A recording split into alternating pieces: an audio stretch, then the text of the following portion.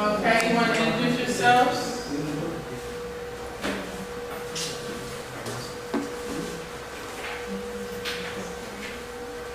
We're ready to introduce yourselves. Honorable Lecturer Dr. Phil, fellow student, I'm Music Kamara and Musa Mane, the only affirmative side. We are in favor that fiscal decentralization, fiscal institution, local government prioritize sustainable economic development through tourism. Okay, before you get into it, introduce everybody, the rest of the team. I'll let them introduce themselves. I think he wants you to introduce yourself. Okay, greetings all, especially Professor Rafi. My name is Salim Bilase. I'm with Siabonga Ndaba. We are against for the topic that has been raised by the team. Okay, so can we, so now what is the resolution? Be it resolved that. Say the resolution. I see it, but I want to hear it. Fiscal decentralization, local government prioritize sustainable economic development through rural tourism. Okay. Fiscal decentralization generally refers to the transfer of taxing and spending powers from the control of central government to sub-national governments, provincial and local governments.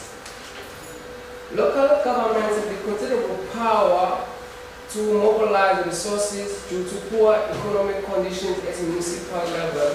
That promotes fiscal decentralization to increase satisfaction for social services and welfare programs. In KwaZulu-Natal province, rural tourism is over-reliant on Department of Economic Development and Tourism for support and finance.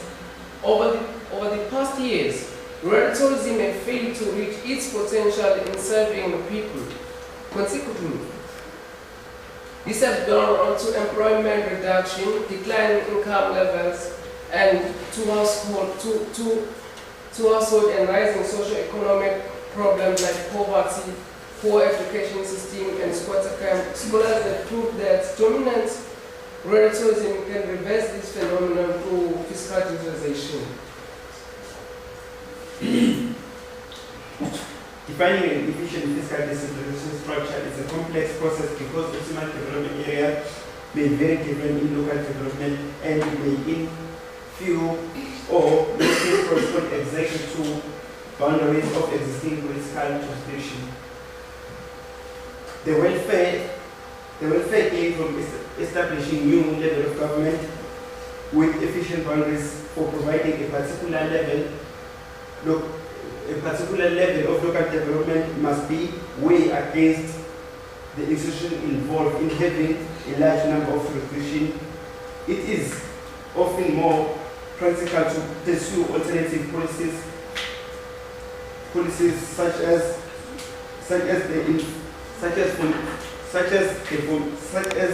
the formation of cooperative agreement among existing decentralized political jurisdiction or regulation of local development by more centralized level of government. The most challenging thing about fiscal decentralization is that there is limited resources, more especially when it comes to finance. Local government often have to operate in a severe resource constrained environment which hinders the ability to improve local development.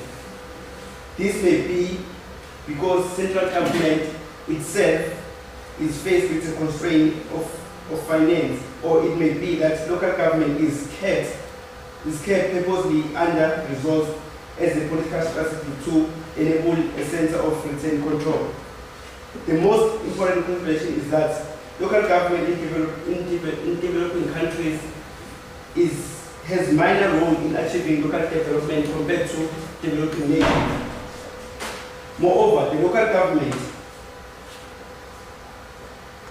government is typically dependent on the central government for resources and regulated by central agencies, even under decentralized regime.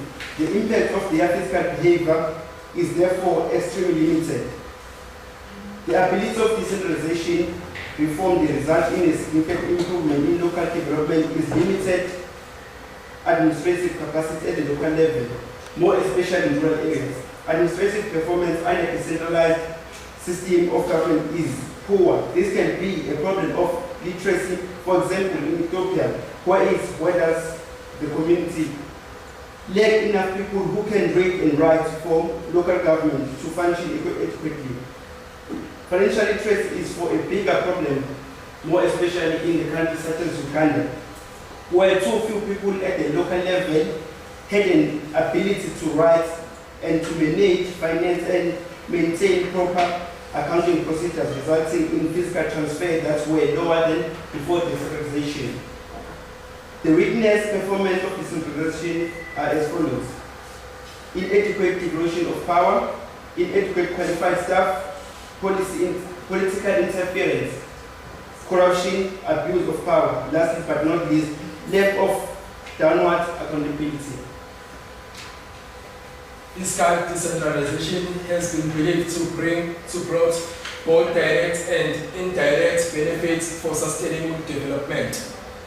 Some of the direct economic development include the creation of jobs, and the indirect include the functioning of tourism activities and the management of different stakeholders' interactions. It is believed that each and every country is striving to boost its sustainable economic development, of which Brazil, Russia, India, China, and South Africa have formed partnership and networking in making sure that they come up with strategies of developing rural tourism within their areas. There are some of the benefits that fiscal decentralization is bringing towards rural tourism development. Some include individuals selling their handcraft directly to the tourists. It usually happens that government usually has some agencies who used to take handcrafts for people and represent it in the global market. But in our days, government is even funding those individuals to continue with their operations. We also find that there is a decrease in the planification decision taking by government, because it is believed that government is not capable of taking more decisions for individuals. People know what is best for them, stated by Mahatma Gandhi. There is also the promotion of home-based and small businesses. These businesses usually include accommodation for tourists, which usually become bed and breakfast in the areas while the tourists are in visit. It is also believed that infrastructural development is experienced. Infrastructural developments include renovation of roads, building of schools, dams, and information and computer technologies. This development is easily handled because rural leaders know where they are lacking compared to national government, which has so much on its stake. It is also believed that realization of new talents is broad, which reveals global business opportunities. Traditional food that rural areas individuals sell to tourists gives them opportunity to open restaurants either in the rural areas or either in the global market. This means that global tourist attraction will be maintained. The said benefits brought about rural tourism development enhances interaction between global government and local people. Fiscal decentralization has helped in ensuring effective planning and implementation of participatory framework as stipulated in the Constitution.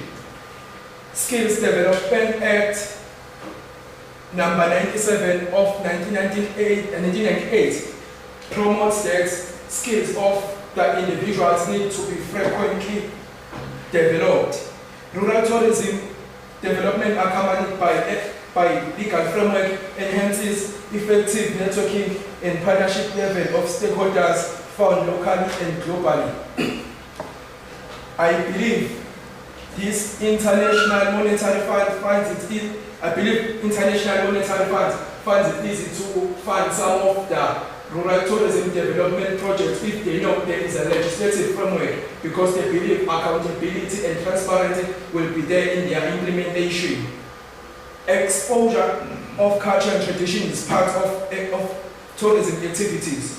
Culture and traditions varies according to regions. So tourists choose the activities that best suits their needs, which makes it at the end easy for them to go and visit the areas with information or things that will best suit their country.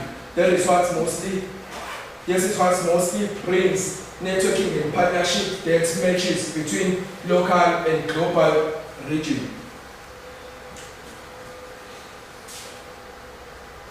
Skills possessed by individuals within rural areas are globally needed, and fiscal decentralization accommodates networking and partnership globally and locally, which brings sustainable economic development for individuals living within rural areas. World Travel and Tourism Council shows that tourism sector accounts for more than 170,000 direct jobs and 516,000 indirect jobs that are related to tourism sector. Since 1994, the main challenge for rural development has been the need to combat the marginalization of the poor. This required changes in access to resources such as land, water, education, skills, rural infrastructure, and other government services. Without adequate provision or access of these resources, it is clearly impossible to achieve economic development in rural areas.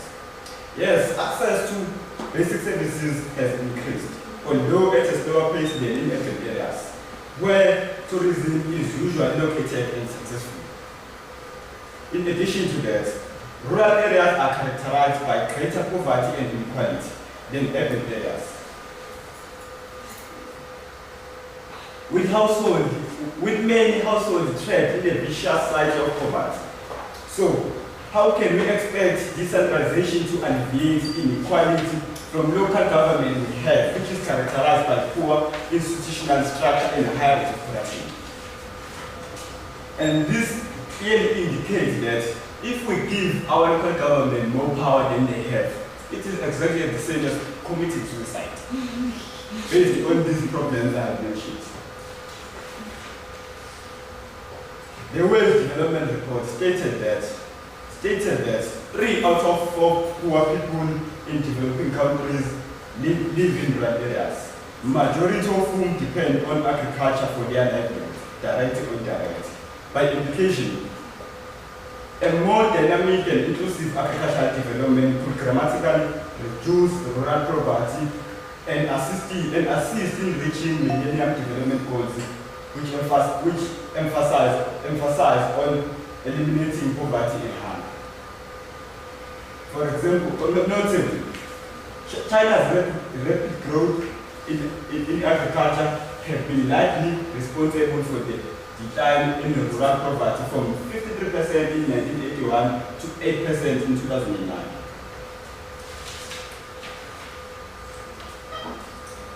Fiscal decentralization is an effective